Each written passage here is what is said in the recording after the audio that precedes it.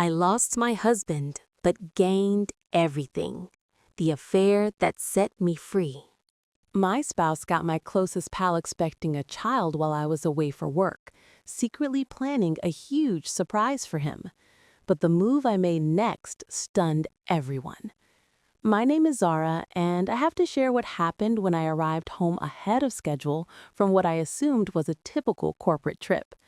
I'd been married to Alex for 8 years, and my best friend, Chloe, had been a fixture in our lives for even longer. I genuinely believed I knew these two people inside and out. I was gravely mistaken. The company summit in Seattle concluded 2 days early when the main presenter canceled unexpectedly. Instead of staying to sightsee, I decided to rush back and surprise Alex. We'd been trying to conceive for 3 years, and the continuous effort was starting to wear us both down. I figured coming home early with news of a possible promotion might cheer him up. I recall the intense excitement I felt during the 3-hour flight. I even stopped at the airport store to grab his favorite dark chocolate bar and a nice bottle of Riesling to toast the good news. The cab ride from the airport to our place felt endless, and I kept checking my phone, battling the desire to text him. I wanted the surprise to be complete. When the cab pulled up to our large apartment building on Elm Avenue, I noticed several vehicles that looked unfamiliar. Alex's SUV was there, as was Chloe's small hatchback, but there were at least 4 other cars parked right outside. My initial thought was that perhaps Alex was hosting some sort of work reception, though it was strange that he hadn't mentioned a thing. I paid the driver and pulled my small, metallic red suitcase up the front steps, fumbling for my keys. That's when I heard the loud conversation and laughter coming from our balcony garden. The sound was joyful, like a full-blown party. A knot of worry tightened in my chest, but I quickly dismissed it. Maybe Alex was just having a few friends over to play video games. I unlocked the main door and stepped inside, immediately catching the aroma of a rich, creamy sauce. The living area looked different somehow, unusually spotless, with a vase of fresh lilies on the side table. I could distinctly hear people talking and laughing near the kitchen and out on the balcony. Placing my suitcase by the coat rack, I moved toward the kitchen, expecting to find Alex hosting an impromptu dinner. But as I drew nearer, a snippet of conversation stopped me cold in the hallway. A woman's voice was discussing crib bedding options, and another mentioned naming the baby after his grandfather. My heart began to pound rapidly. Were Alex's friends discussing someone else's baby? I took a few more careful steps and peered around the corner into the kitchen. The sight before me sent a shockwave through my body. The entire kitchen space was decorated with light blue and mint green streamers. There were small clusters of balloons, and the marble counter was loaded with wrapped, colorful gifts. A large square cake sat in the middle of the island with an elaborate message I couldn't quite read from my position, but it was the huge fabric banner strung across the sliding glass door to the balcony that made me feel instantly dizzy. In bold blue script, it proudly read, "Congrats on baby Sterling." Sterling was Alex's last name, our last name. I stood there for what felt like an agonizing stretch of time, trying to make sense of the scene.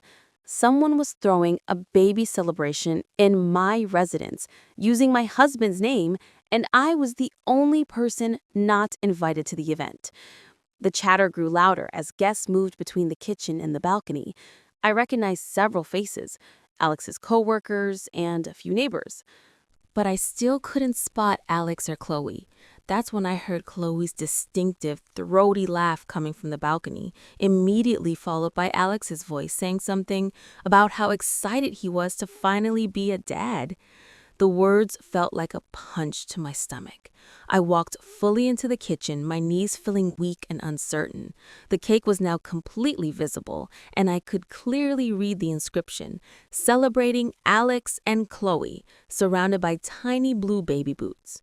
The wrapped presents on the counter instantly made horrifying sense. The decorations, the loud celebration, the sheer happiness in everyone's voices, they were all celebrating Alex and Chloe expecting a child together. My husband and my best friend were having a baby together, and they were celebrating it in my apartment while I was supposed to be 3 states away, completely oblivious to the double life being lived right under my nose. I stood in my own kitchen like an intruder, staring at a tribute to my husband's shocking betrayal. My hands were shaking uncontrollably as I braced myself on the kitchen island, fighting to regain my equilibrium. The reality of the scene felt impossible, but the stark evidence was everywhere. Taking a shaky breath, I made myself walk slowly toward the glass door leading to the balcony. I had to see this with my own eyes. I needed to face the painful truth playing out in my home. Through the glass, I could see about 20 guests mingling on our balcony and in the adjoining lounge. Alex was standing near the patio table, wearing the navy polo shirt I had bought him last birthday, looking more relaxed and joyful than I had seen him in months. He was chatting animatedly with his uncle and his former college roommate. But it was Chloe who made me gasp audibly. She was seated in one of the wicker chairs, wearing a beautiful flowing emerald dress that did nothing to hide her very clearly pregnant abdomen. She had to be at least 6 months along, maybe more. Her hand rested gently on her baby bump as she smiled at something one of the guests had said. 6 months? That meant this affair had been going on for at least 9 months, possibly even longer. All those overnight business trips I had taken, all those late nights he claimed he was too tired to wait up for me, all those times Chloe had canceled our weekly get-togethers because she wasn't feeling well. I watched as Alex walked over to Chloe and placed both his hands over hers on her belly, his face softening with an affection I hadn't seen from him in years. She looked up at him with such deep love and complete contentment, and he leaned down to gently kiss her hair. The interaction was so natural and intimate that it was clear this wasn't a sudden development for them. Alex's sister was present too, doting over Chloe and holding what looked like a package of tiny newborn clothes. She had always made comments about how Alex and I were taking too long to start a family. Well, she was clearly getting her wish, just not with me. I then spotted my own aunt sitting at a nearby table, smiling and chatting with the other guests like this was perfectly normal. My aunt, who I spoke to every weekend, who I had tearfully confided in about our struggles with conception, who I had cried to just last month about feeling a painful distance from Alex. They all knew. Every single person at this gathering knew that my husband had gotten my best friend pregnant. And they were all here celebrating it like it was the most wonderful news. While I had been away working to sustain our comfortable lifestyle, they had been secretly plotting this massive betrayal. I slowly slid open the patio door and stepped onto the balcony. The conversation continued for a brief second before people started noticing me. The sudden, cheerful noise died down in stunned faces as more heads turned in my direction. Chloe saw me first. The blood drained completely from her face, and she quickly pulled her arms closer around her belly. Alex followed her frightened gaze, and when his eyes met mine, he looked utterly terrified. "Zara," he stammered, his voice barely audible. "You were supposed to be in Seattle until Friday." "Surprise," I said, my voice sounding oddly steady and calm, even to myself. The conference wrapped up early. I thought I'd come home and surprise my husband. The entire party had fallen into an absolute hush. 20 pairs of eyes were fixed on me, and I could feel the tension become almost physical. My aunt began to stand up from her chair, her face a mixture of panicked guilt and alarm. "Sweetheart," she started, but I quickly raised my hand to stop her. "No," I said, my gaze still locked on Alex. I believe I am owed a complete explanation right here, right now, in front of every single person who apparently knew about this entire situation except for me. Chloe struggled awkwardly to stand up, her large, pregnant belly making the movement cumbersome. Zara, please, just let us explain everything. Explain what exactly? I asked, my voice gaining strength. Explain how my husband got my best friend pregnant? Explain how you're 6 months along, which means this has been happening for almost a year? Explain how everyone I love and trust decided to celebrate this betrayal in my own home while I was away at my job? Alex took a hesitant step toward me, his hands raised as if trying to placate a frightened animal. Zara, please, just try to calm down. We can discuss this inside. Calm down? I laughed, but the sound was completely hollow. I just walked in to find a baby shower for my cheating spouse and backstabbing best friend in my house. And you want me to calm down? I scanned the faces staring at me, these people who I had considered close friends and family. How long have all of you known? How long have you been lying to my face and pretending everything was fine? The silence stretched on, thick and suffocating.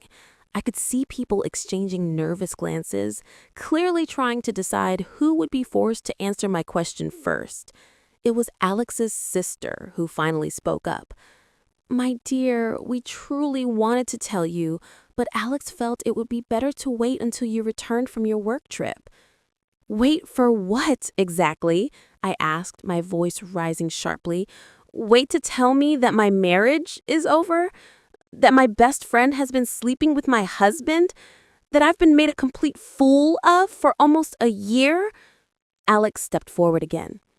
Zara, it's not what you think. Chloe and we fell in love. It wasn't planned. It just happened. You're always traveling, constantly working. We were both lonely. And don't you dare put the blame on me, I interrupted, my composure finally shattering. Don't you dare stand there with your pregnant mistress and tell me this is somehow my fault because I work hard to financially support our life together. Chloe finally found her voice. Zara, I'm so incredibly sorry. I never intended for it to happen this way. Alex and we truly tried to fight our feelings, but for how long? I demanded, cutting her off again. I want to know the precise timeline of how long this has been happening. Alex and Chloe exchanged a silent look that confirmed everything I feared. It had been going on for much longer than my initial worst-case guess. Almost 2 years, Alex said quietly. The admission felt like a physical blow. 2 years. That meant they had started their affair shortly after Chloe's last relationship ended. All those times she had come crying to me about feeling lost. All those double dates and casual gatherings where they had sat across from each other pretending to be nothing more than friends. 2 years, I repeated, the words a hollow echo. 2 years of lies? 2 years of making me feel crazy for even suspecting something was wrong? 2 years of birthday parties and holidays and anniversaries where you both looked me right in the eye and pretended to care about me? My aunt stood up from her chair. Zara, honey, please try to be understanding. They truly didn't want to hurt you. I turned my focus to her. This woman who had helped raise me, who I had confided in about my deepest fears and insecurities. You knew too, didn't you? When I called you crying last month because Alex seemed distant, you knew exactly why. When I told you I was worried our marriage was in trouble, you knew he was already planning a whole future with someone else. She avoided my eyes. We all hoped they would come to their senses before it spiraled too far. Too far? I laughed bitterly. She's pregnant, Auntie. I'd say we're well past too far. I looked around at all the faces surrounding me, radiating guilt. You're all here celebrating this. You're all happy about this. You've been planning this party, buying all these expensive gifts, decorating my apartment, all while letting me believe I still had a marriage to save. Chloe was openly weeping now, makeup streaking down her cheeks. Zara, please, I know you hate me right now, but I genuinely love him, and he loves me. We want to be a family. A family, I repeated. Well, congratulations. I hope you'll both be very happy together in the life you've constructed on the ruins of mine. Alex's former roommate, who had been silent until now, stepped forward. Zara, maybe you should take some time to cool down before you say things you'll later regret. Regret? I turned on him fiercely. The only thing I regret is wasting 8 years of my life on a man who was capable of this monstrous level of deception. The only thing I regret is trusting people who were laughing behind my back while I worked 60-hour weeks to pay for this apartment, this life, everything we built together. Alex's face turned white. Zara, you don't mean that. Oh, I mean every single word of it. I looked directly at Chloe. Tell me something, Chloe. When did you realize you were pregnant? And more importantly, when did you decide to schedule this little celebration for today, knowing I was supposed to be out of town? Chloe's tears were falling harder now. We found out 3 weeks ago. Alex said you wouldn't be back until Friday, and we thought it would be easier if everyone found out at once, so we could explain everything when you got home. Explain, I said slowly. You were going to explain to me that my husband impregnated my best friend and I should just accept it because you two have decided you're in love? I looked at the banner stretched across my balcony, at the gifts piled on my counter, at the cake with their names on it sitting on my kitchen island. You used my house for this. You used my home to celebrate the complete destruction of my life. Alex finally seemed to find a spark of courage. This is my apartment too, Zara. We're married. Not for much longer, I said, the words coming out with a finality I hadn't known I possessed. I want all of you out of my house now. Take your gifts, take your ridiculous decorations, take your cake, and get out. Zara, my aunt said, reaching out to touch my arm. Don't make any rash decisions while you're this upset. This is a huge shock, but maybe if you just give it some time. I pulled away from her touch. Time for what, Auntie? Time to get used to the idea that the people I trusted most in the world have been lying to me for 2 years? Time to accept that I should peacefully share my husband with his pregnant girlfriend? I looked around one last time at all their shocked, guilty faces. I want you all to remember this exact moment. Remember how it felt to watch me find out this way. Because from now on, when people ask what happened to Alex and Zara's marriage, you can tell them exactly how it ended. I turned and walked back into the silent living room, leaving them all standing in stunned silence on my balcony. I stood in my living room, listening to the hushed voices and frantic movement outside as people began gathering their belongings and starting to leave. I could hear Alex attempting to regain control of the situation, likely offering vague excuses and promising explanations later. But I had zero interest in anything he had to say. Moving purely mechanically, I went down the hall to our master bedroom and grabbed the largest suitcase from the top of the closet. I started throwing clothes into it haphazardly, not caring about what I packed or what I might actually need.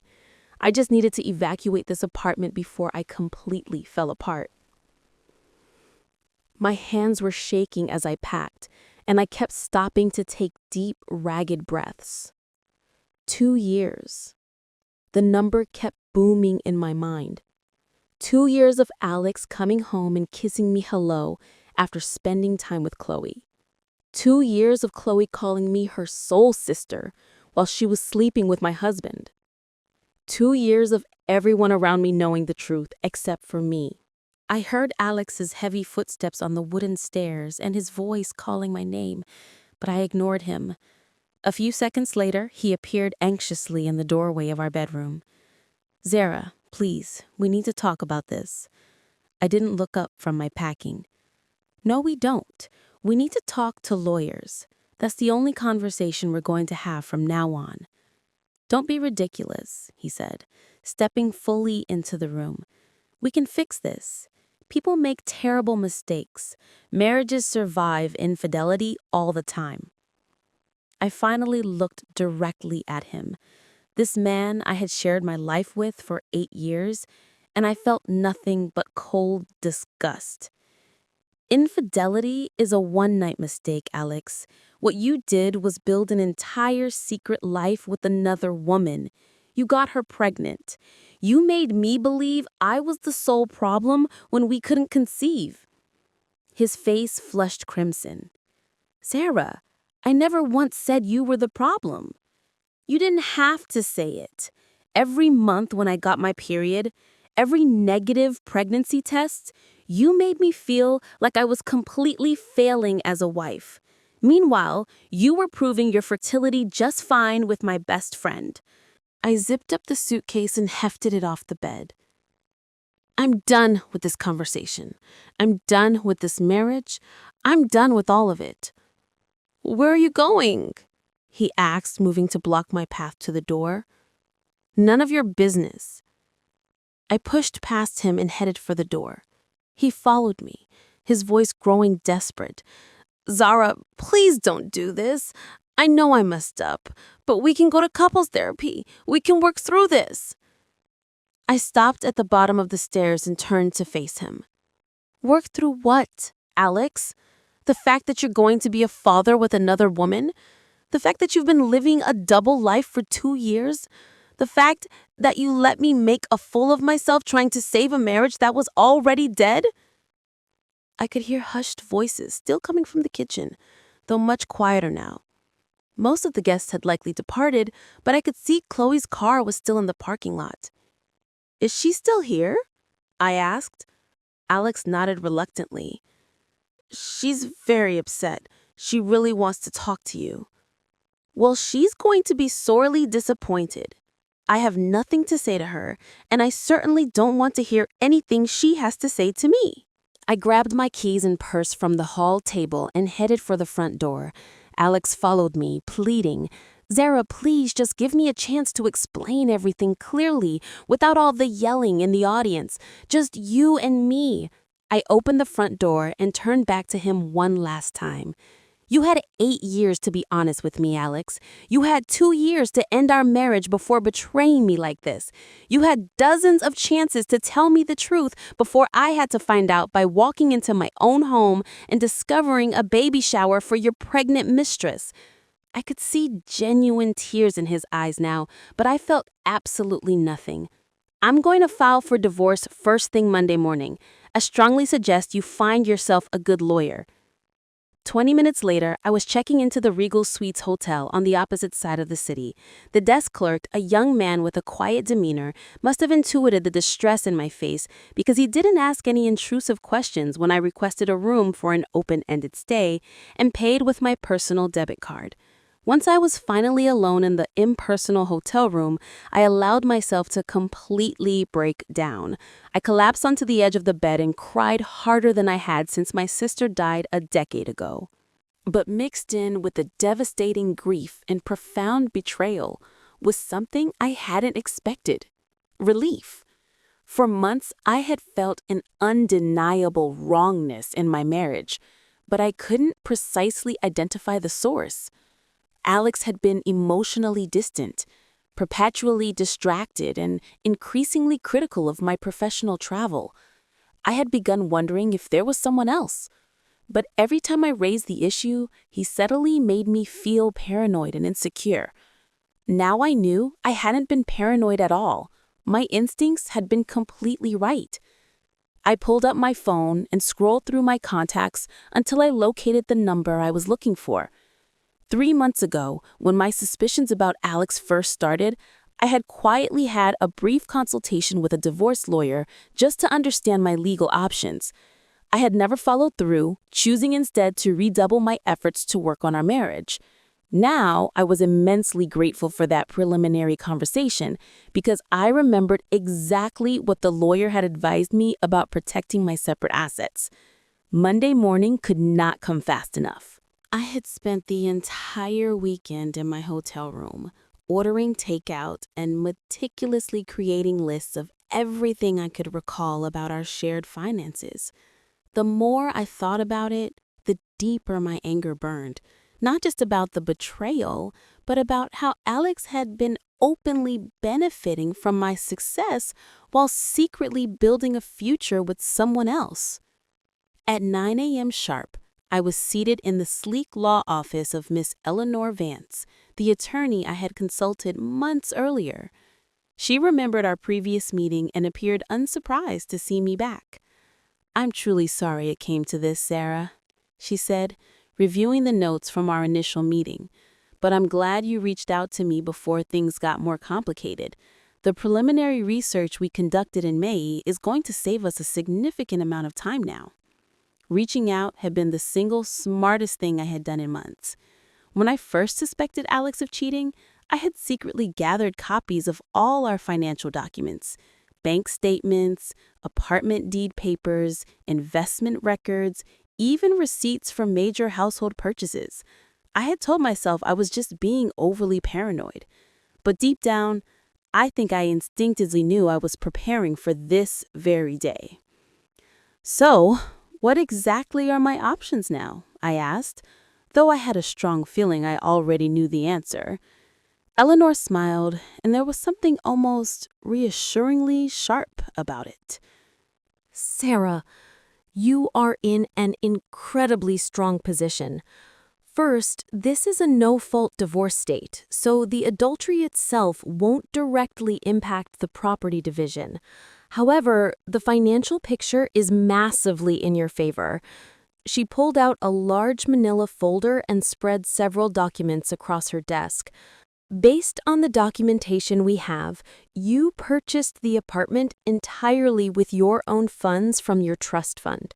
The down payment, the monthly mortgage payments, even the recent kitchen remodel, all paid for with your inherited money or your income." I nodded, recalling how proud I had been to buy our beautiful home with the money my godmother had left me. "Your salary is nearly 3 times Alex's," Eleanor continued. "You've been the primary financial provider throughout your marriage. The investment accounts are predominantly funded by your contributions. Even the cars, you paid for both of them." She leaned back in her chair. "In essence, Alex has been living a comfortable lifestyle entirely subsidized by your earnings, while conducting an affair for 2 years. The court is not going to look favorably on that." "What about spousal support?" I asked. "Given the massive income disparity and the fact that you paid for virtually everything during the marriage, he might technically be entitled to some temporary support. However, his blatant adultery and the fact that he's about to father a child with another woman complicates that significantly." Eleanor pulled out another document. "There's something else you should know. I had an investigator do some preliminary work after our first meeting. Alex has been using the corporate credit card you pay for to take Chloe on trips, buy her jewelry, and even pay for her initial prenatal appointments." My jaw dropped in shock. "He used my money to finance his affair?" "That's exactly what he did, and that could be legally considered dissipation of marital assets, which means the court could order him to reimburse you for every one of those expenses." I felt a sharp surge of vindication. For months, Alex had made me feel guilty about working so much, about traveling for business, about not being home enough. Meanwhile, he had been using the money I earned to wine and dine his pregnant girlfriend. What's the timeline for all of this? I asked. I can file the papers today. Given the clear circumstances, his adultery, the pregnancy, and the financial evidence we possess, I expect this to move fairly quickly.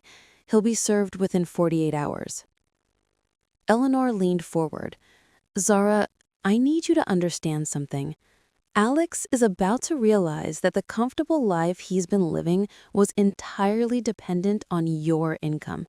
He's going to panic when he sees these papers, and he's probably going to come to you begging to work things out. That's not going to happen, I said firmly. I believe you, but I also want you to be completely prepared for him to get nasty when he realizes what he's losing. Men like Alex often become incredibly vindictive when their financial security is threatened. I thought about Alex's pale, shocked face when I told him I was filing for divorce, how quickly he had transitioned from contrite to defensive. Eleanor was probably correct. This was going to get very ugly. There's one more thing, Eleanor said. The apartment.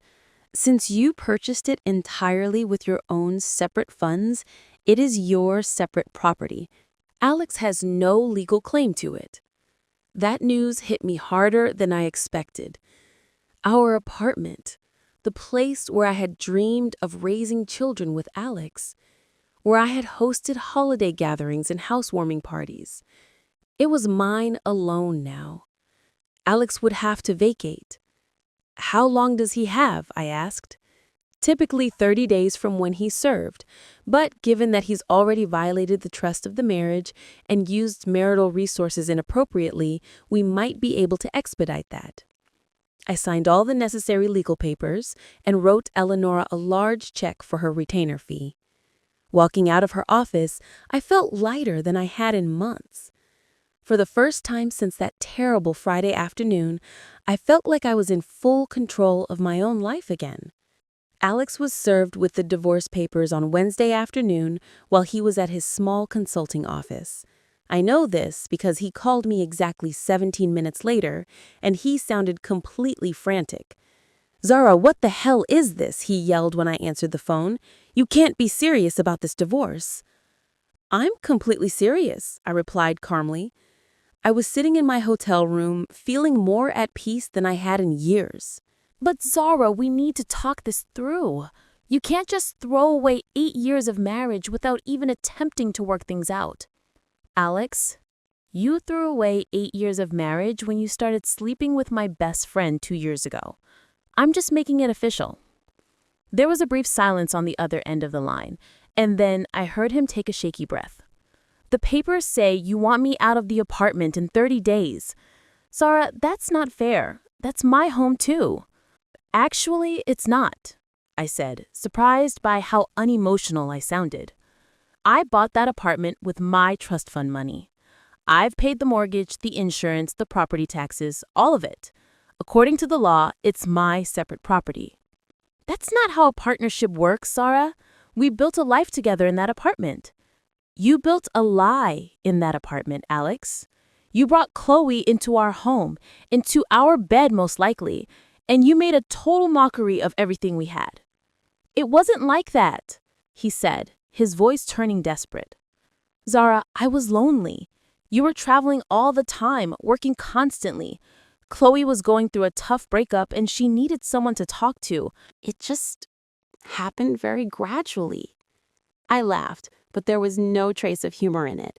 "So, this is my fault because I worked tirelessly to support our lifestyle? Because I traveled for the job that paid for your car, your clothes, your meals, everything you've had for the past 8 years? I never said it was your fault. You just did, Alex. You justified cheating on me by blaming me for working too much." I paused, letting the implications sink in. "Tell me something.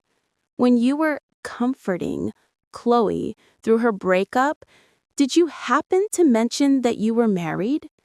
Zara, please. Did you tell her about the fertility treatments we were going through? Did you mention that your wife was spending thousands of dollars trying desperately to get pregnant while you were already successfully getting another woman pregnant? The silence stretched on for so long, I thought he might have finally disconnected the call. Zara, he finally said, his voice barely a whisper. I know I completely screwed up. I know I hurt you, but I truly love you.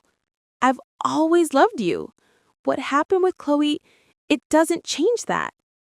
You love me? I repeated. Alex, you used my corporate credit card to pay for dates with your pregnant girlfriend. You used my money to buy gifts for the woman you were cheating on me with. That's not love. That's theft. I never meant for it to go this far, he said, starting to cry audibly. I thought maybe Chloe and I would just remain friends. I never planned for her to get pregnant. But she did get pregnant, and you made the choice to continue the affair. You made the choice to lie to me every single day for 2 years. You made the choice to let me find out the way I did. Alex's voice became desperate, pleading. Zara, I'll end it with Chloe. I'll tell her it's over right now. We can go to counseling. We can work this out. Please don't throw our marriage away over one mistake. One mistake? I stood up from the hotel bed, my last bit of control finally giving way. Alex, she's 6 months pregnant with your child. You can't just end it and pretend it never happened. You're going to be a father. I don't want to be a father with her, he said desperately. I want to be a father with you. We can try again. We can go back to the fertility clinic. The breathtaking audacity of his suggestion left me speechless for a moment. You think I would want to have children with a man who cheated on me for 2 years? You think I would want to raise a child alongside the one you're having with my former best friend? Zara, please, just think about this logically. We have history together. We have a life together. Chloe was just a mistake, a moment of weakness that completely got out of hand. No, Alex, Chloe was a choice. Every single time you slept with her was a choice. Every lie you told me was a choice. Every day you let me believe our marriage was still worth fighting for while you were building a future with someone else was a choice. I could hear him crying much harder now, and a tiny part of me almost felt a pang of pity for him.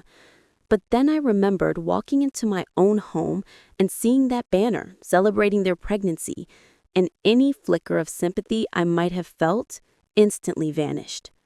The papers say 30 days, Alex. I suggest you use that time to find somewhere else to live and figure out how you're going to support your new family without my income. By Thursday evening, the phone calls from family started in earnest.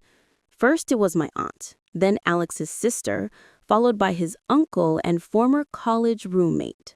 They all delivered the exact same message. I was being far too hasty, too emotional, too unforgiving. They all thought I should reconsider. My aunt was the most persistent. She called 3 times before I finally answered. Zara, sweetheart, I think you need to slow down and really think about what you're doing, she said, without even saying hello. I've thought about it plenty, Auntie. I've thought about it every day for the past week. But divorce, that's such a permanent solution to what might be a temporary problem. I was sitting in the hotel restaurant picking at a light salad I didn't really want. Auntie, Alex got another woman pregnant. That's not temporary. That baby is going to be a permanent reminder of his betrayal for the rest of our lives. People make mistakes, Zara. Even good people sometimes make terrible choices. Good people don't conduct 2-year affairs while their wives are working tirelessly to support them, I said, my voice rising enough that other diners started looking in my direction. Alex loves you, she insisted. He's called me 3 times today. He's devastated about losing you. He should have thought about that before he started sleeping with Chloe, my aunt sighed. Zara, I know you're hurt. I know you feel betrayed, but marriage is also about forgiveness. It's about working through the hard times together. Auntie, did you know? I asked directly. When I called you crying last month because I felt like Alex was pulling away from me, did you know he was having an affair? The deafening silence on the other end of the line told me everything I needed to know. We suspected something might be going on, she finally admitted, but we hoped it would end before you found out. We thought maybe if we didn't acknowledge it, it would just quietly go away. I felt like I'd been physically struck. So instead of warning me, instead of giving me a chance to confront him on my own terms, you all decided to let me be humiliated in front of 20 people at a baby shower in my own home? That's not how we wanted you to find out. But that's how you let it happen. You all chose to protect Alex and Chloe instead of protecting me. My aunt's voice became defensive. Zara, we were trying to protect everyone. We thought if we could just get through this quietly, maybe the 3 of you could work things out like mature adults. Work things out? I laughed bitterly. Auntie, she's having his baby. How exactly did you think we were going to work that out? A nice little shared custody arrangement, or I help raise my husband's affair baby? Stranger things have happened. Families can be complicated. No, Auntie, this isn't complicated. This is simple. Alex chose Chloe over me. He chose to lie to me for 2 years. He chose to use my money to fund his affair. And you all chose to enable him. Alex's sister called an hour later with essentially the same message, but her approach was distinctly different. Where my aunt had tried guilt, Alex's sister went straight to outright manipulation. Zara, dear, I know you're upset, but you have to consider Alex's future. He's going to be a father now. He needs stability. He should have thought about that before he got my best friend pregnant. Chloe is a lovely girl, and she's going to need financial support during this pregnancy. If you divorce Alex now, you'll be making things so much harder for all of them. I couldn't believe the words I was hearing. Are you seriously asking me to stay married to your brother so he can better support his pregnant mistress? I'm asking you to be compassionate. Alex made a mistake, but he's trying to do the honorable thing now. The honorable thing would have been to not cheat on his wife in the first place. Zara, you're a smart, successful woman. You'll be absolutely fine on your own, but Alex and Chloe are going to have a baby to think about. They need each other right now. It took me a moment to fully process what she had just said. So, because I'm financially successful, I should just step aside and let them be happy? Because I can take care of myself, I should sacrifice my marriage so they can play house with their affair baby? That's not exactly what I meant. That's precisely what you meant. You think because I make good money and don't need Alex financially, I should just gracefully bow out so he can be with the woman he really wants. The calls continued throughout the rest of the evening. Alex's former roommate called to tell me I was being vindictive. His sister-in-law called to suggest couples therapy. Even my own sister called from Dublin to tell me I should think very carefully before throwing away my marriage. By 10 p.m., I had turned off my phone and was sitting in my hotel room, staring at the window at the city lights. I felt more isolated than I had ever felt in my entire life. But I also felt something else. Clarity. Every single person who had called me was implicitly asking me to sacrifice my dignity, my self-respect, and my happiness so that Alex and Chloe could have their perfect little family without any real consequences.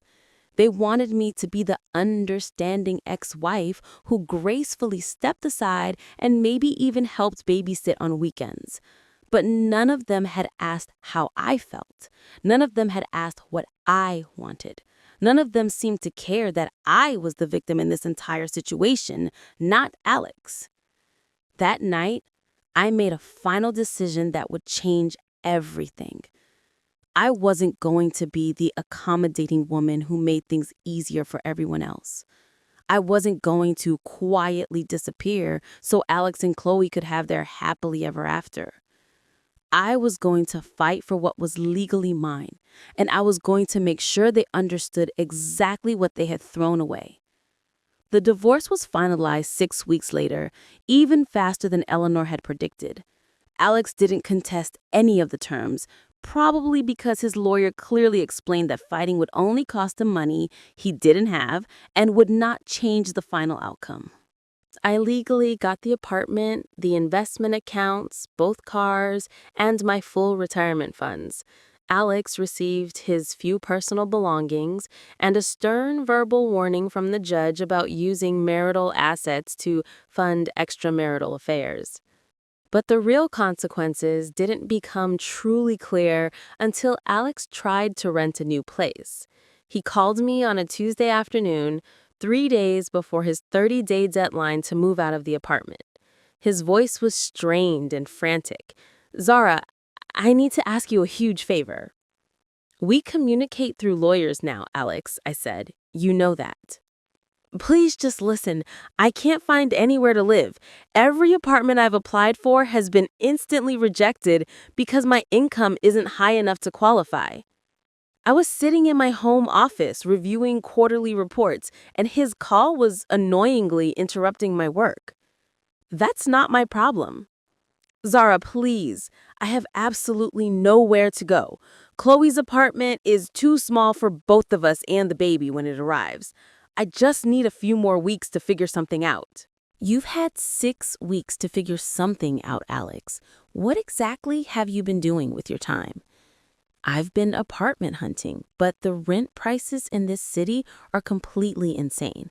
And with my salary alone, no one will approve me." For 8 years, Alex had been living in an apartment that cost $4,000 a month in mortgage payments, plus utilities, insurance, and property taxes. He had been driving a car with a $600 monthly payment. He had been eating at upscale restaurants, buying designer clothes, taking expensive vacations, all completely subsidized by my income. Now, he was finally discovering what life looked like on a $55,000 salary in a city where the median rent for even a small studio apartment was $2,200 a month. "Have you tried looking in surrounding areas?" I asked, though I already knew the answer. "Zara, I can't afford to live an hour away from my job. The gas costs alone would eat up what little I save on rent."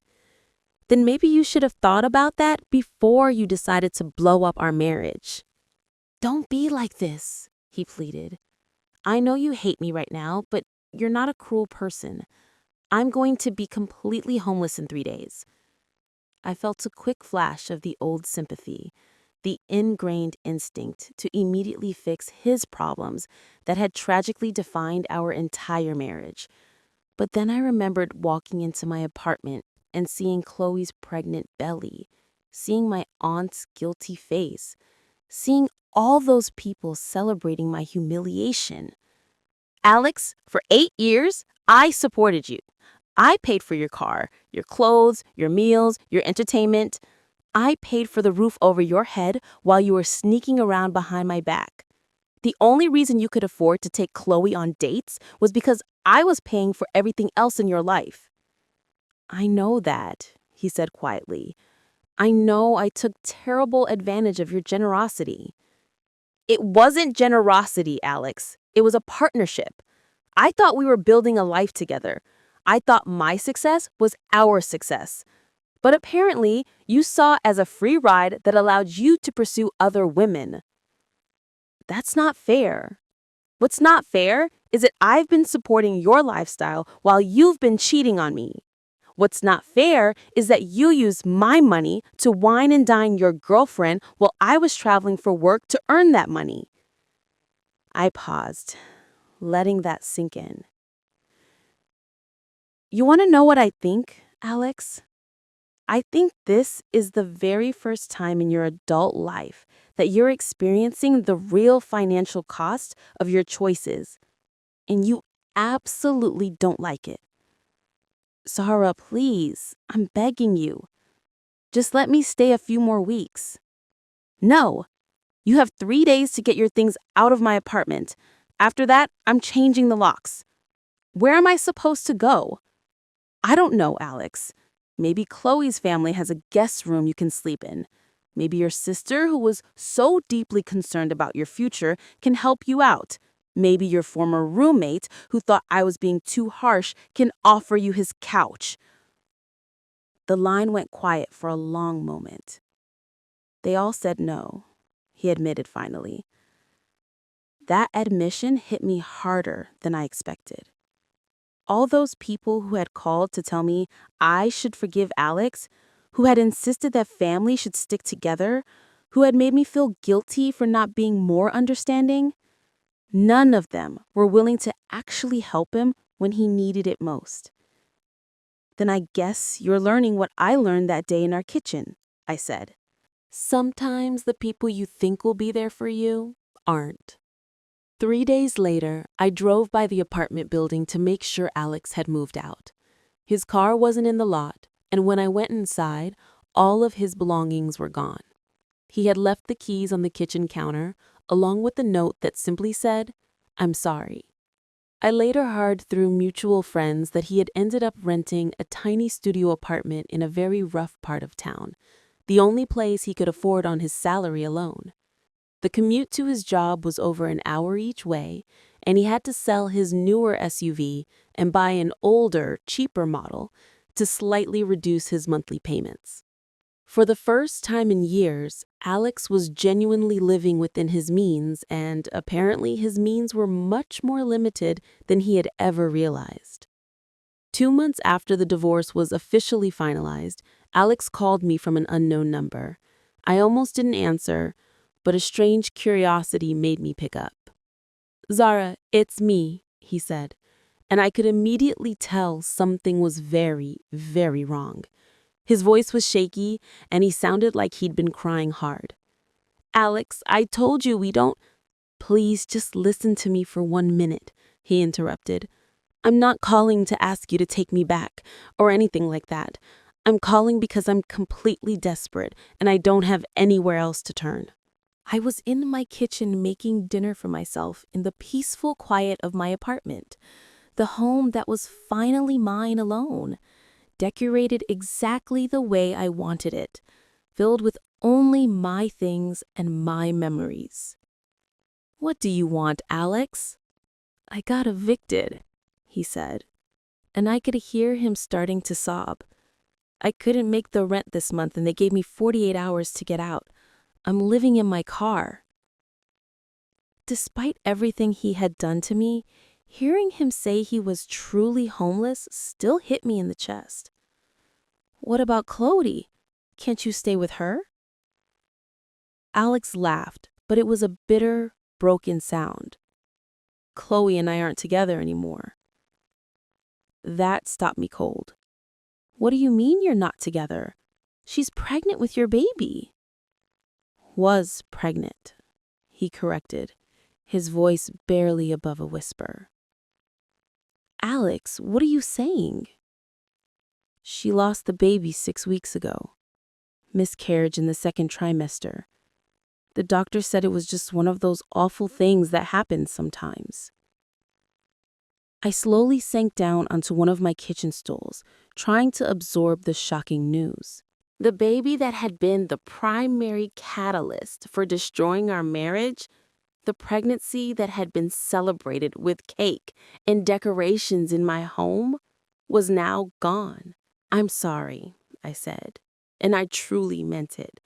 Whatever Chloe had done to me, losing a child was a devastating tragedy. After she lost the baby, everything fell apart, Alex continued. She said there was no point in us being together anymore. She said the only reason she had stayed with me was because of the pregnancy. Alex, she was right, I realized. Without the baby, there was nothing left between us. She realized that I couldn't give her the life she wanted. I couldn't afford to take care of her the way she expected to be taken care of. I thought about Chloe, who had always been strongly attracted to men who could provide for her financially. Her ex-boyfriend had been a successful CEO, and she had been devastated when their breakup left her with less money than she was accustomed to. "So, she left you?" "She filed for divorce last month. She's asking for spousal support, even though we were only married for 4 months." I almost laughed at the brutal irony. Alex had left me for Chloe, and now Chloe was leaving him for the very same reason he had been able to date her in the first place: lack of financial security. "Zara," Alex said, his voice breaking, "I know I have no right to ask you for anything after what I did. I know you hate me and you have every reason to, but I'm sleeping in my car behind a gas station and I honestly don't know what else to do." "What exactly are you asking me for, Alex?" "I don't know. Maybe just, could I sleep on your couch for a few nights? Just until I can figure something else out. I'll pay you back as soon as I can." The audacity of his request was absolutely breathtaking. He wanted to come back to the apartment he had betrayed me in, the home he had brought Chloe into, the home where I had found out about their affair in the most humiliating way possible. "You want me to let you stay in my house?" I said slowly. "I know how it sounds. I know it's completely crazy, but Zara, I have nowhere else to go. No one else will help me." What about your family? Your sister who was so worried about your future? Your former roommate who thought I was being too harsh? I've asked them all. My sister says she doesn't have room. My former roommate says his wife won't allow it. My brother says it would be too awkward for the kids. So, all the people who had pressured me to forgive Alex, who had made me feel guilty for divorcing him, who had insisted that families should stick together, none of them were willing to actually practice what they preached. Alex, do you remember what you said to me the night I found out about the affair? When I asked you how long it had been going on? "Zara, please don't. You said you were lonely because I was always working. You blamed me for my infidelity because I traveled for business. Do you remember that?" "Yes." "Do you know why I worked so hard, Alex? Do you know why I traveled and put in long hours and built my career?" "To be successful?" he said uncertainly. "To take care of you," I corrected. "To take care of us. Every promotion I got, every business trip I took, every late night at the office, I did it all so we could have a better life together. I worked my ass off so you could have nice things, so we could live in a beautiful house, so we could plan for our future." I could hear him crying harder now. "And while I was working to build our life together, you were using the financial security I provided to destroy it. You were using my success as a launching pad for your affair." "I know," he sobbed. "I know I ruined everything. I know I threw away the best thing that ever happened to me." "Yes, you did. And now you're experiencing what your life looks like without me in it. This is what your $55,000 salary actually provides, Alex. This is the reality you chose when you decided I wasn't enough for you." I stood up from the kitchen stool and looked around at my beautiful, peaceful home. "The answer is no, Alex. You can't stay here. You can't come back to the life you threw away and expect me to rescue you from the consequences of your choices." 3 weeks after Alex called me from his car, I learned the full, devastating truth about what had actually happened between him and Chloe. The information came from an entirely unexpected source: Chloe herself. I was grocery shopping on a Saturday morning when I turned down the cereal aisle and found myself face to face with her. She looked terrible, pale, thin, with deep dark circles under her eyes. She was clearly still recovering from the miscarriage, both physically and emotionally. For a moment, we just stood there, staring at each other. I hadn't seen her since that awful day in my kitchen, and I wasn't sure what to say. Part of me wanted to turn around immediately and walk away, but something in her expression stopped me. "Zara," she said quietly, "I'm glad I ran into you. I've been wanting to talk to you. I don't think we have anything to talk about, Chloe." "Please," she said, stepping closer. "I know you have no reason to listen to me, but there are things you need to know. Things about Alex that you absolutely don't know." Against my better judgment, I found myself intensely curious. "What things?" Chloe looked around the busy grocery store and lowered her voice even more. "Not here. Could we maybe grab a coffee? There's a lot I need to tell you." 20 minutes later, we were sitting in a small, quiet cafe downtown. Chloe ordered herbal tea instead of coffee and wrapped her hands around the mug like she was trying to warm herself. "I want to start by saying I'm sorry," she began. "I know that doesn't mean much now, but I am truly sorry for what I did to you, to our friendship, to your marriage." I didn't respond. I wanted to hear everything she had to say before I decided whether her apology held any meaning. "Zara, Alex lied to you about how our affair started. He told you it began 2 years ago, but that wasn't true." My stomach dropped. "What do you mean?" "It started 3 months after my divorce was finalized. That was 3.5 years ago, Zara. Not 2 years. 3.5 years. I felt like I was going to be physically sick. 3.5 years meant their affair had started during some of the happiest times in my marriage. It meant Alex had been cheating on me during our anniversary trip to Paris, during the holidays when I thought we were finally getting back on track, during all those months when I truly believed we were working towards starting a family. "Why are you telling me this now?" I asked. Chloe's eyes immediately filled with tears. Because after I lost the baby, Alex showed me who he really is. And I realized that everything he did to you, he was absolutely capable of doing to anyone. She took a shaky sip of her tea. When I first got pregnant, Alex was so incredibly excited. He talked about how we were going to be this perfect little family, how he was finally going to have the life he always wanted. But after I miscarried, she trailed off, unable to finish the sentence. "What happened after you miscarried, Chloe?"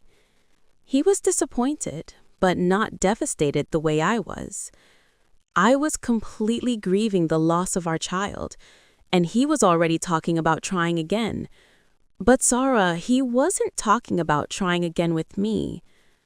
I stared at her, utterly confused. 3 days after I came home from the hospital, Alex told me he thought maybe our relationship had simply run its course. He said he had been thinking seriously about our future, and he wasn't sure we were compatible long term. The sheer cruelty of what she was describing was breathtaking. He left you while you were grieving your miscarriage? He said the pregnancy had been an accident, and without it, there wasn't really a reason for us to be together. He said he thought we had both been caught up in the excitement of the affair and the drama of leaving you. But now that reality had set in, maybe we should just move on. Chloe wiped her eyes with a paper napkin. "But Zara, here's the thing that made me realize what kind of man he really is. Before he left me, he asked if I thought you might take him back. I felt my jaw drop open. He what? He wanted to know if I thought there was any chance you would forgive him and let him come home. He said he had made a mistake leaving you. and he wondered if maybe we could all just pretend the past few months never happened. I couldn't speak a word. The boundless audacity, the sheer narcissism of thinking he could just flip back and forth between women based on what was most convenient for him was mind-boggling. When I told him absolutely not, that you would never take him back after what he did, he got furious. He said I had ruined his life by getting pregnant in the first place. He said if I hadn't forced him to choose between us, he would still have his comfortable life with you. Chloe looked directly at me, her eyes filled with regret and something that looked like true recognition. Zara, he blamed me for destroying his marriage, but the truth is, he destroyed it himself years before I ever got pregnant. He just used me as an easy excuse to finally leave. Why are you telling me all this now? I asked. Because when I divorced him, I asked for spousal support, and Alex told the judge that he couldn't afford to pay me anything because his ex-wife had taken him for everything he was worth in their divorce. I felt a flash of pure anger. He said what? He painted you as this vindictive woman who had utterly destroyed him financially out of spite. He said you had kept assets that rightfully belonged to him just to punish him for falling in love with someone else. The lies were so outrageously unbelievable, I almost laughed. Chloe, I never took anything from Alex because there was nothing of his to take. Everything we had during our marriage, the house, the cars, the savings, it was all paid for with my money. I know that now, she said quietly. After the judge denied his request to reduce spousal support, I did some research. I found out about your trust fund, about your salary, about how you had financially supported him throughout your entire marriage. Chloe leaned forward across the table. Zara, Alex is not the man either of us thought he was. He's not truly capable of loving anyone except himself. Everything he does is calculated to benefit him, and when it stops benefiting him, he simply moves on. I thought about Alex calling me from his car, begging me to let him sleep on my couch, telling me he had nowhere else to turn. Even then, even in his deepest desperation, he had been looking for a way to use me. What are you going to do now? I asked Chloe. I'm moving back home to live with my family while I get back on my feet. I start a new job next month. She paused. Zara, I know I have no right to ask this, but I hope someday you can forgive me.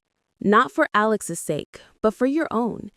Carrying all this anger isn't going to hurt him. He's already moved on to whatever scheme he's planning next. It's only going to hurt you. As I drove home from the cafe, I realized Chloe was absolutely right about one thing. Alex had already moved on.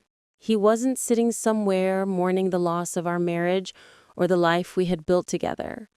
He was probably already looking for his next target, his next source of financial security and emotional validation. But I wasn't angry anymore. For the first time since that awful day in my kitchen, I felt completely free. 6 months after my conversation with Chloe, I saw Alex one last time. I was having dinner with a client at a new trendy restaurant downtown when I spotted him sitting alone at the bar. He looked profoundly different from the man I had been married to. Thinner, older, with a defeated posture that made him seem smaller than I remembered. I almost didn't approach him, but something made me get up from my table and walk over. Maybe I needed a final moment of closure. Or maybe I was just curious to see how he was truly doing. "Hello, Alex," I said, taking the empty bar stool next to him. He looked up from his drink, a cheap vodka, straight, which he had never drunk during our marriage, and his face went through a rapid series of emotions: surprise, shame, a flicker of hope, and finally, resignation. "Alex," he said quietly, "I didn't expect to see you here." "I was having dinner with the client. I saw you sitting here alone and thought I'd say hello." He gestured toward his drink. Not exactly the kind of place I used to frequent, is it? I looked around. It was a decent enough, modestly priced restaurant, but definitely not the upscale establishments we used to go to when I was paying. How are you doing, Alex? He laughed, but there was no trace of humor in it. How do you think I'm doing? I'm 42 years old, living in a studio apartment that smells like mold, driving a car that's older than my nephew. I spend my weekends at the laundromat because I can't afford a washer and dryer. I heard about the miscarriage. I'm sorry about that. Alex's face hardened. Are you really sorry, or are you just being polite? I'm sorry about the loss of a child, yes. Whatever else happened between us, that's a tragedy. Chloe told me she ran into you. She said you two had coffee. We did. She also told me she told you some things about when our affair actually started. I nodded, not trusting my voice to remain steady. Alex drained his glass of vodka and signaled the bartender for another.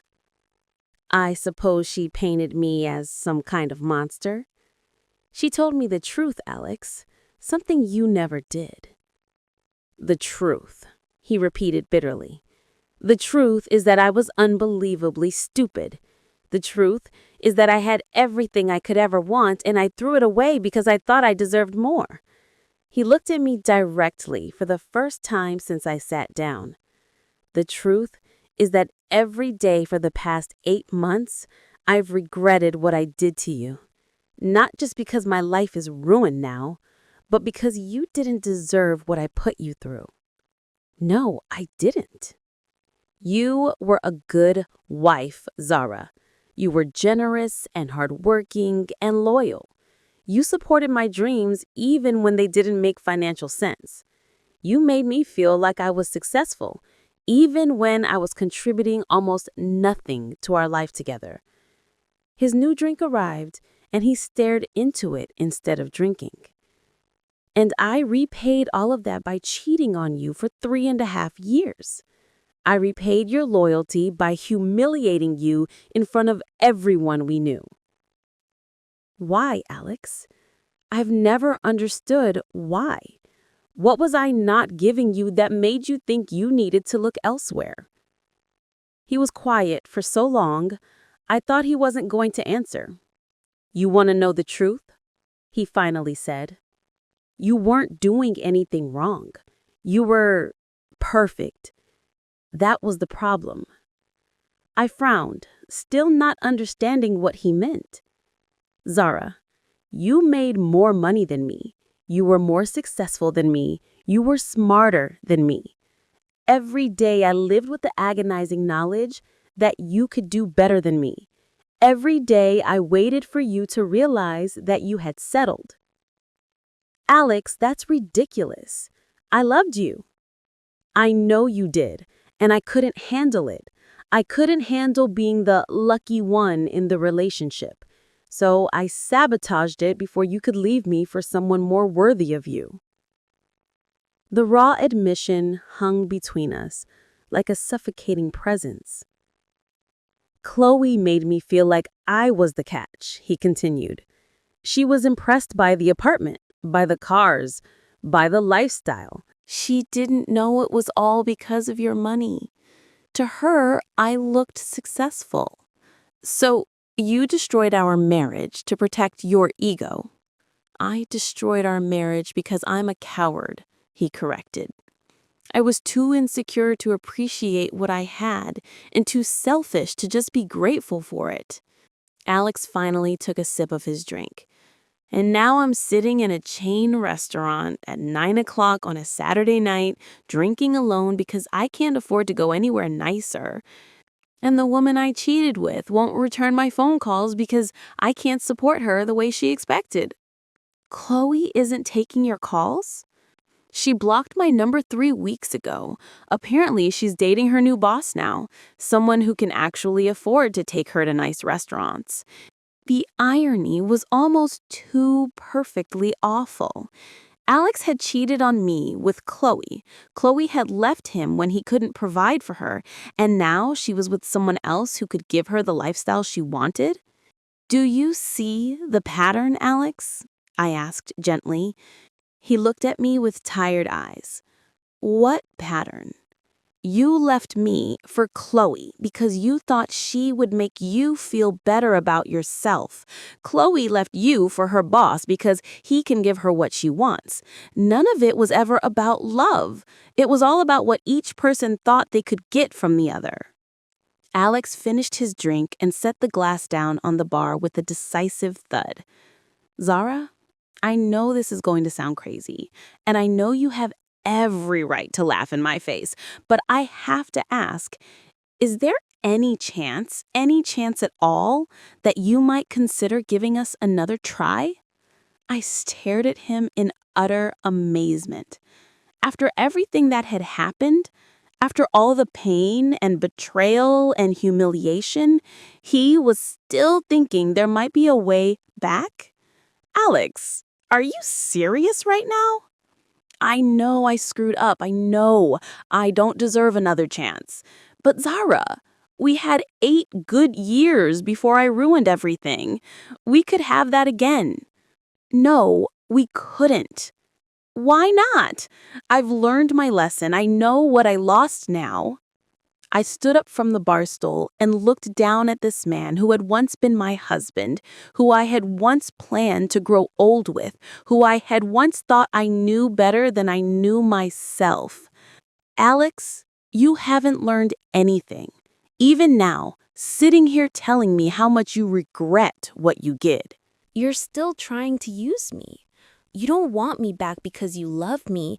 You want me back because your life is difficult now. And you suddenly remember how easy it was when I was taking care of everything. I picked up my purse and started to walk away, then paused and turned back. I hope you figure out how to be happy with your own life, Alex, but that's no longer my responsibility. That conversation with Alex was 2 years ago. I'm telling you this story now because I want you to understand that sometimes the worst thing that happens to you turns out to be the best thing that could have possibly happened. When I walked into my home that day and found the surprise baby shower celebrating my husband's affair, I thought my life was completely over. I thought I had lost everything that truly mattered to me.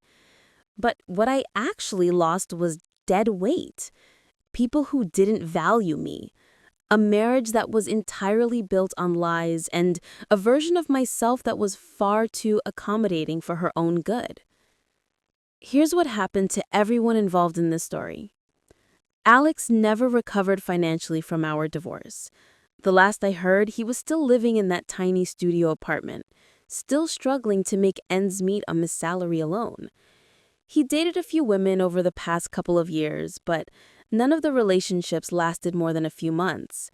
Apparently, when you can't offer the lifestyle that my income had provided, you have to rely solely on your personality to attract people. Alex discovered his wasn't as charming as he thought. Chloe moved back in with her parents after our coffee conversation and eventually started dating her boss, just as Alex had told me.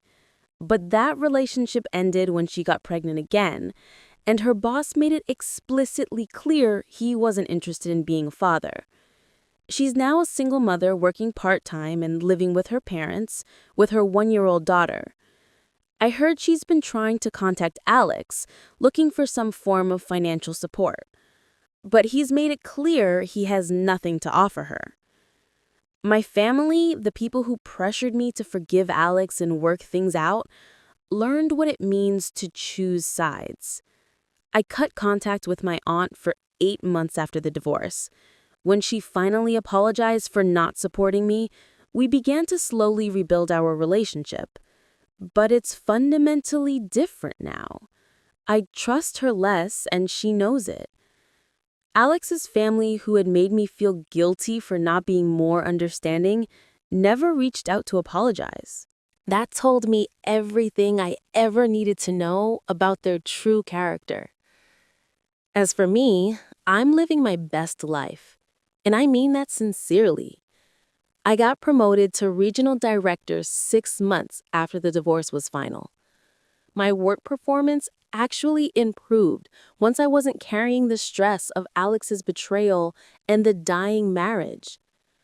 I make even more money now, but it's all mine to spend and invest as I choose.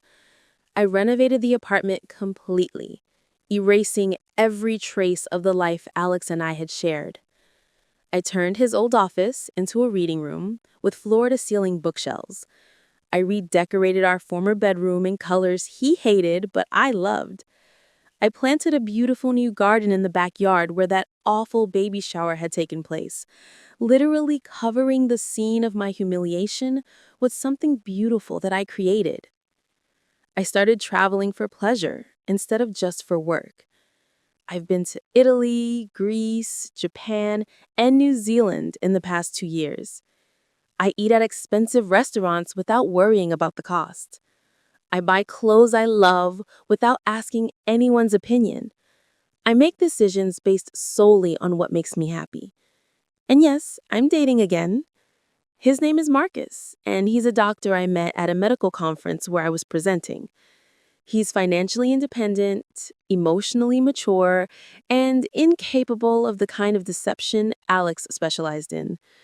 More importantly, he's with me because he genuinely enjoys my company, not because he needs me to subsidize his lifestyle. The most surprising thing about this whole experience is how much stronger I became. For years, I had defined myself partly through my marriage, partly through being the person everyone could depend on to fix their problems. When Alex betrayed me and my family failed to support me, I learned that I didn't need any of them to be whole. I learned that being alone is infinitely better than being with someone who doesn't value you. I learned that people who truly love you don't ask you to accept betrayal for their convenience. Alex texted me on what would have been our 10th wedding anniversary last month. The message just said, "I'm sorry. I hope you're happy." I read it, felt nothing, and deleted it without responding. His apology didn't matter to me anymore because I had already moved on completely. I found out later through mutual acquaintances that he had been hoping I might respond, maybe even suggest we meet for coffee to talk. He's apparently been telling people that he thinks enough time has passed that we might be able to be friends. The sheer delusion is almost impressive. Here's what I want you to understand.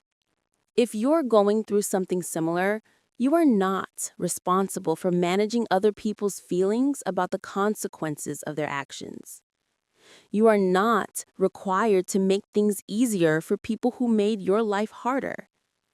You are not obligated to minimize your own pain to accommodate people who caused it. When someone shows you who they really are, believe them the first time. When someone chooses to betray you, they have chosen to lose you. When people pressure you to forgive before you're ready, they're prioritizing their comfort over your healing. I'm happier now at 35 than I was at 30 when I thought I had the perfect marriage. I'm more confident, more selective about who I allow in my life, and completely comfortable with my own company. I have learned the difference between being loved and being used, and I will never settle for the latter again. The day I walked into that baby shower was the day my real life began. Sometimes the worst betrayal is actually the best gift someone can give you. The gift of showing you exactly who they are and freeing you to find something better. Alex did me a huge favor when he cheated on me. So, what's your takeaway from my journey? I want to know, if you were in my shoes, would you have changed the locks? Drop a comment below and let me know if you agree that the worst betrayals can lead to the best new beginnings. If this story resonated with you, hit the like button and subscribe for more stories about turning life's biggest setbacks into your greatest strengths. Thanks for watching, and I'll see you in the next video.